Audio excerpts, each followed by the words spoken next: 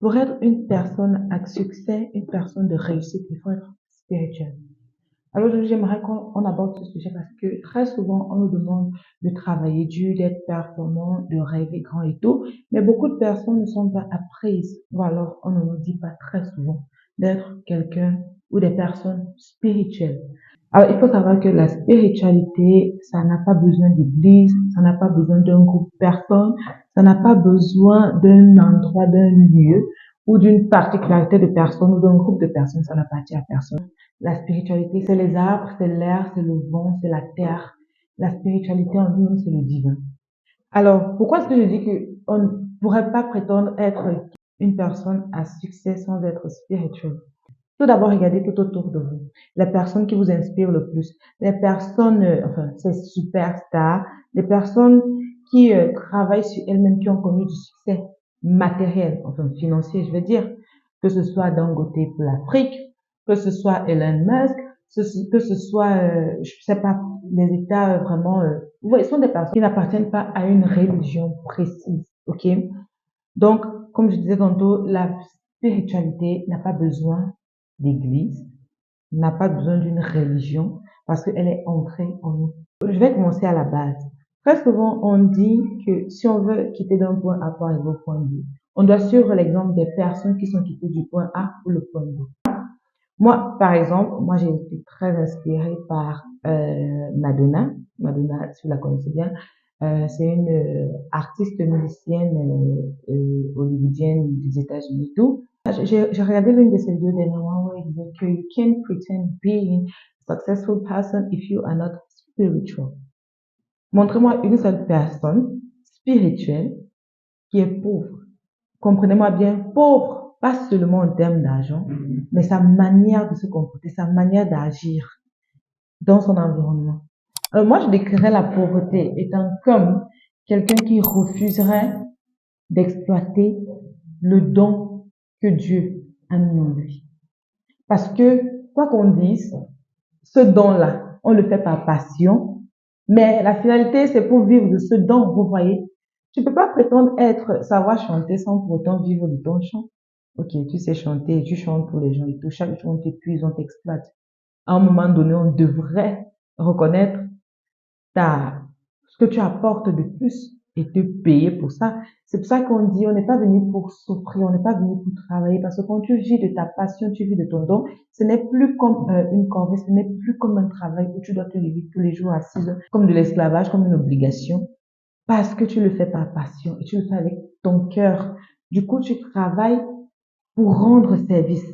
Tu travailles pour accomplir une mission. Tu ne travailles pas parce qu'on t'oblige, parce que tu te sens pressé, parce qu'on te force, parce que c'est un boulot que tu n'aimes pas. Donc, je ne veux pas me perdre. Les personnes spirituelles, pour commencer, ne font pas le travail pour lequel ils n'ont pas été assignés. Je répète, les personnes spirituelles ne font pas de travail pour lequel elles n'ont pas été, tant pour moi, elles n'ont pas été assignées. Parce que il a pris le temps de causer avec lui-même, de se connecter à lui-même. Quand je dis le lui, c'est au-delà de ce que vous vous imaginez. C'est son âme, sa lumière, le souffle que le Créateur a mis en lui.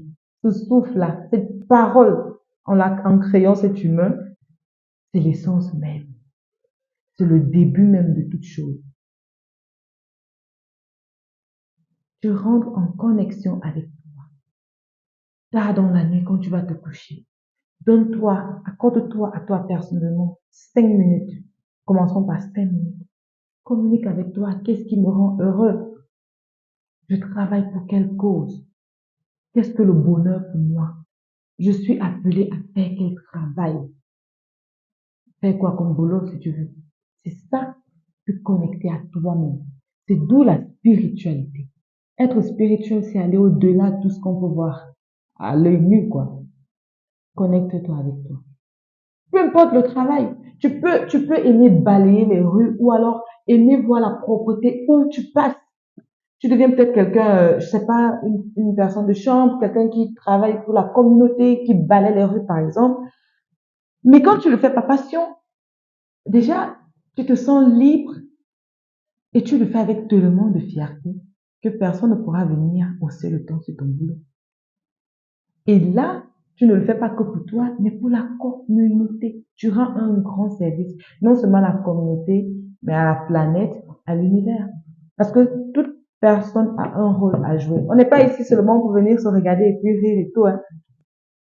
Chaque acte qu'on pose dans notre vie, aussi petit qu'il soit, c'est une mission de vie. Et cette mission de vie-là, c'est exactement pour te mener à un but précis, pour retrouver la lumière, pour évoluer, upgrade yourself, pour évoluer. Donc, quelqu'un de spirituel, moi, c'est ma conviction. Et je le dis toujours, même quand je débat avec mes amis ou quand on échange, parce que souvent les débats, ça fatigue. Moi, je dis, quelqu'un de spirituel ne peut pas finir pauvre, ne vit pas dans la pauvreté.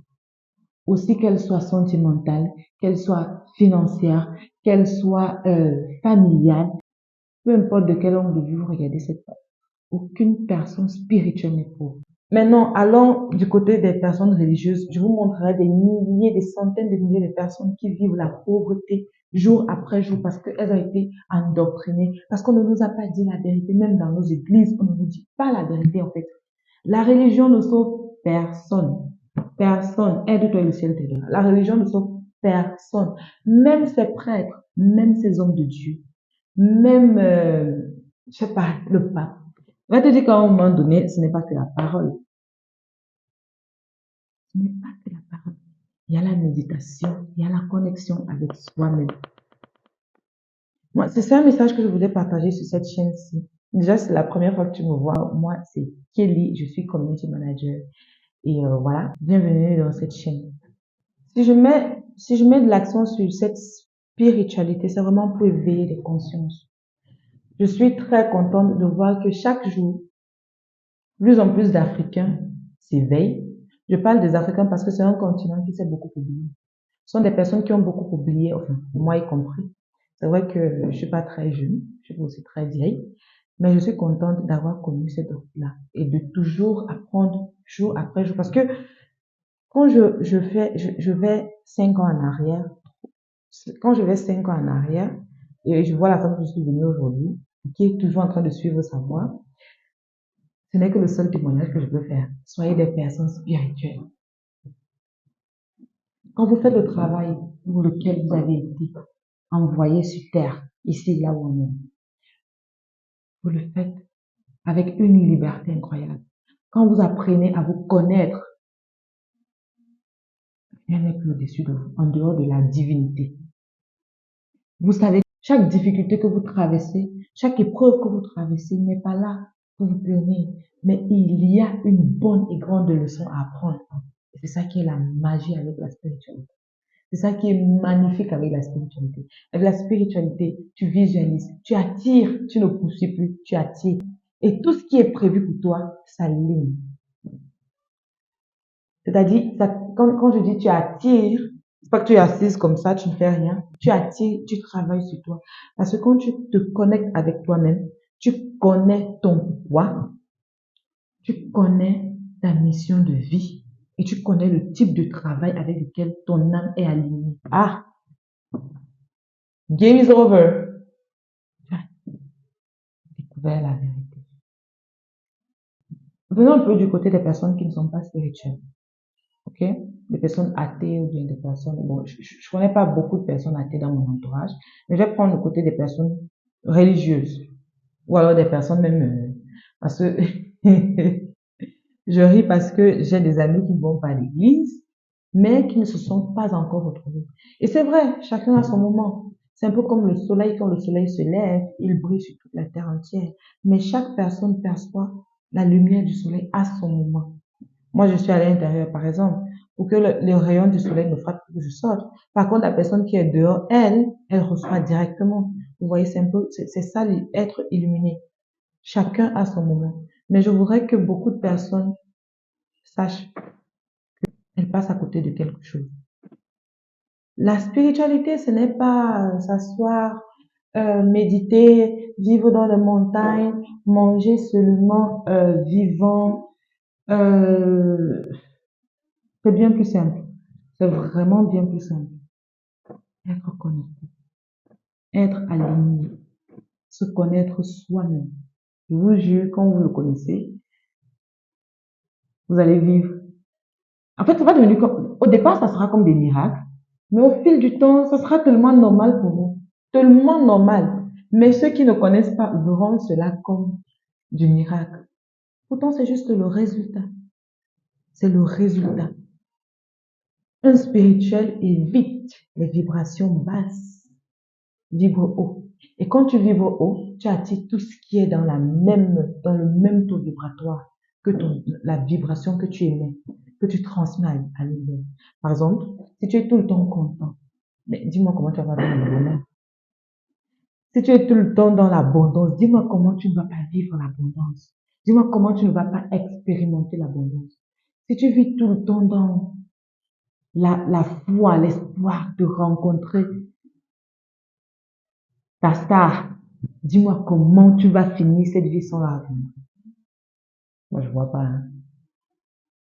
Aussi bien que chaque chose ait son temps, les choses les plus faciles à rentrer en contact avec toi arriveront de la manière la plus facile possible.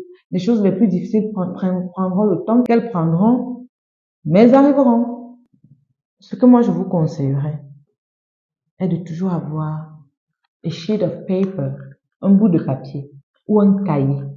Disons que c'est votre euh, livre personnel et un stylo.